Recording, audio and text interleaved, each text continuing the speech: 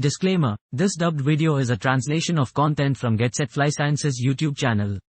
While efforts have been made to accurately convey the information, there may be limitations and potential inaccuracies. Please refer to the original video for the most accurate information. We assume no responsibility for the translated content.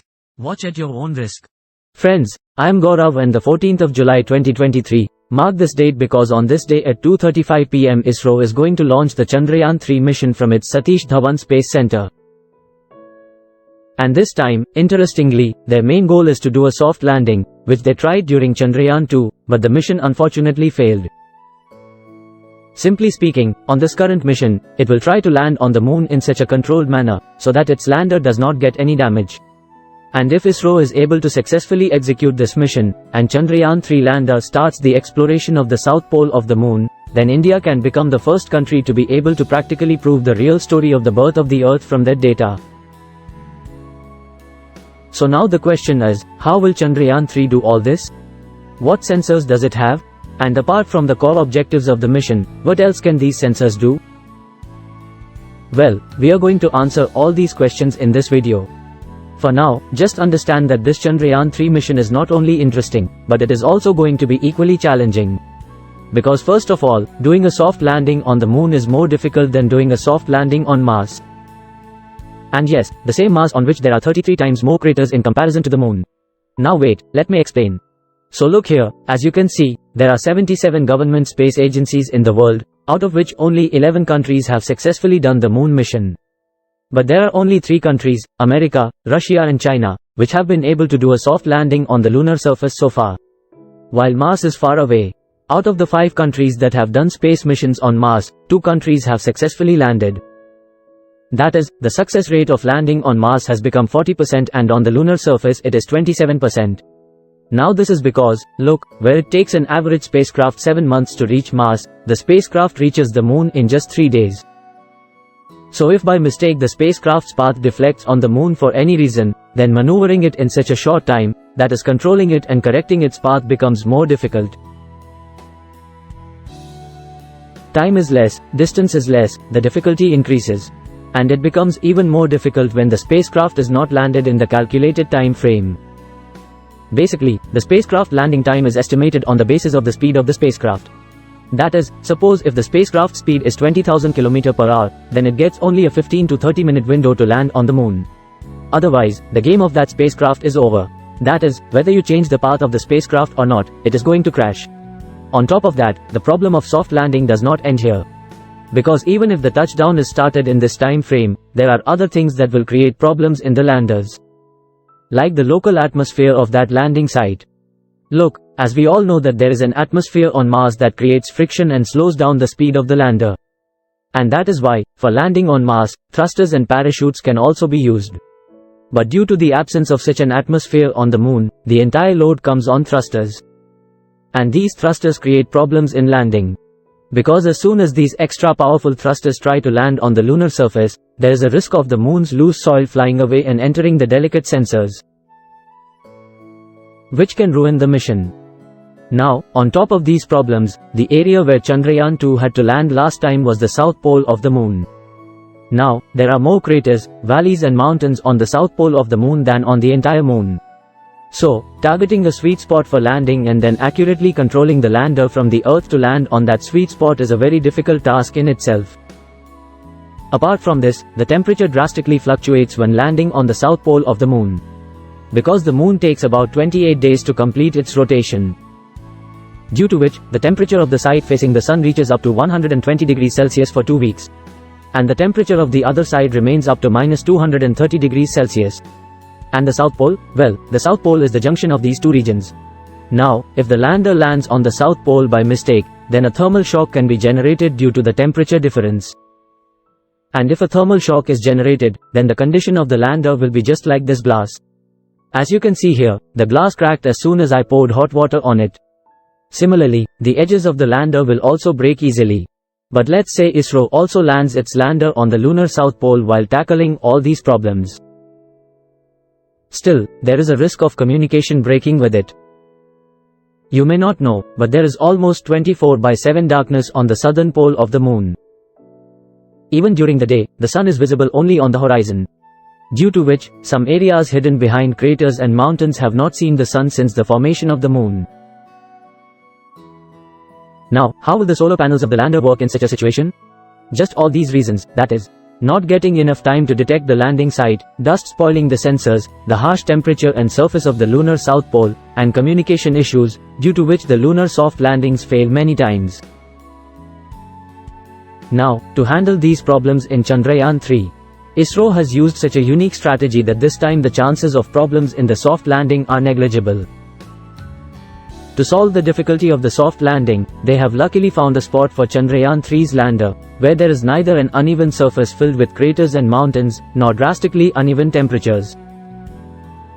Also, when Chandrayaan 3 will launch on the 14th of July, it will first orbit the Earth 5 times to reach an optimal speed. This will cause it to fly towards the moon like a slingshot, which will not use much fuel in the initial phase of the Chandrayaan 3 mission. And this fuel can be used at the time of landing. After this, when the time of landing will come, ISRO has also thought of a unique plan. ISRO will not land directly on the lunar surface in the traditional way. Because, as I said earlier, this can cause the thrusters to blow a lot of dust, and it can spoil the sensors. So instead, Chandrayaan 3 will drastically reduce its speed before landing, and to properly inspect the landing site once again, it will orbit around the moon. That is, all in all, only in these two steps, that is, orbital maneuvers and perfect landing spots, Chandrayaan 3 will be able to tackle the first three reasons for soft landing failures. As for the fourth reason, which is communication issues, Chandrayaan 3 will check the lunar surface with its rover, not with its lander. And instead, it will keep its lander in the sun and relay signals between the rover and the Earth. To understand this a little more easily, let's first understand the architecture of Chandrayaan 3. Look, if we compare the architecture of Chandrayaan 3 and its predecessor, Chandrayaan 2, then we can see that there is no major difference in its design. It also has two modules, a propulsion module and a lander module, whose average weight is as much as a Tata Harrier or any such SUV, and in total, the weight of the entire spacecraft is some 3,900 kilos, that is, as much as an elephant. The only difference is that it does not have an orbiter, which can scan the moon by revolving it.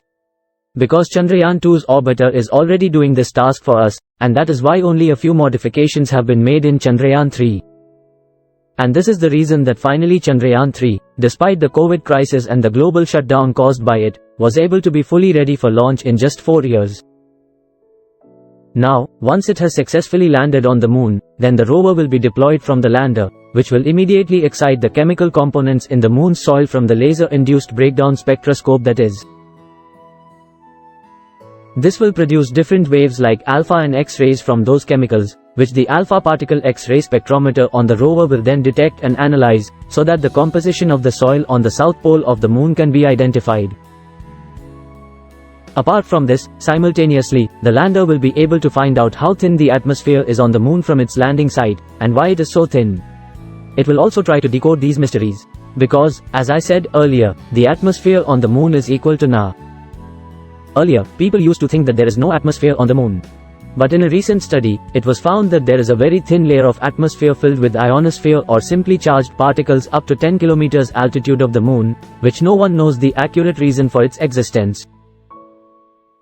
So, Chandrayaan 3's lander will basically provide us with precise data on the heat conduction properties and temperature of the moon's ionosphere with the help of its Ramba and CHAST sensors. In addition, to detect earthquakes on the moon, an instrument for lunar seismic activity, that is, ILSA detector, has been fitted on the lander, and a Langmuir probe, that is, LP, has also been installed, which will be able to detect plasma waves coming from the sun. In short, Chandrayaan 3 can find out the exact answer to the question of whether the atmosphere of the moon is the result of the powerful radiation of the sun or the chemical components of the moon. But this was just about the lander and rover. It has also used the propulsion module as a two-in-one.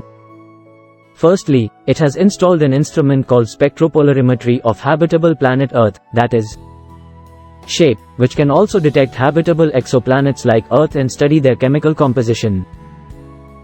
Then, after being detached, the propulsion module will work like a relay satellite, where there are no messages and data interruptions even on the lunar south pole. Therefore, important data from the rover and lander will be relayed to the antenna of ISRO's India Deep Space Network. Now this is a very big step, because this will not require the relay satellites of any other country. And our data will also be secure. Because this has happened many times before. Data from ISRO could be stolen by other countries. Now if we see, this can be a first step of our manned mission. Because if we can land the lander on the difficult terrain of the south pole of the moon today, then definitely, Indian astronauts can also be sent to outer space safely under the Gaganyaan mission. This mission will greatly increase our confidence. But anyway, there is still time for the Gaganyaan mission. Just imagine, if the Chandrayaan 3 mission is successful, then India can become the first country to practically prove the theory related to the creation and evolution of the Earth. Because, according to scientists, it has been observed through spectroscopy on the south pole of the moon that there are a lot of water molecules in the form of ice. And the water stored in the dark corners of the craters there has been present there since the birth of the moon and the Earth. In addition, it has also been seen recently that there are some magnetic field anomalies on the moon. There is also an uneven magnetic field like the Earth. Now mostly, this happens when there is an extremely hot molten core inside a celestial object.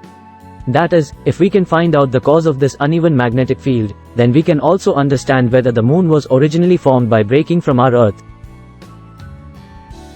As the popular theory of colliding with the Earth of there says. All in all, if the Chandrayaan 3, the water present on the moon and the magnetic field present there, if the detailed information of both these things can be obtained, then many puzzles of the history of the Earth can be solved. And the most interesting thing will be that our country will be the first country to solve it. That's it friends, the problem here is that we don't get late as usual. Because, as you already know, NASA was established in 1958, and yet it had reached the moon to humans in just 11 years. Whereas, our ISRO, which was made at the same time, could not achieve it till date due to its tight budget. If ISRO also had a tight budget, then our astronauts would have also reached the moon, and maybe we would have carried out more capable missions. I have covered this in great detail in my video, which will tell you in great depth what problems ISRO had to face and where ISRO lagged. So click on this video and do watch it entirely. And friends, if you have learned anything new from this video, then do drop a like. Subscribe to the Get Set Applied Science channel and press the bell icon so that you don't miss any of our upcoming video updates. See you next time. As always, stay curious, keep learning and keep growing. Jai Hind.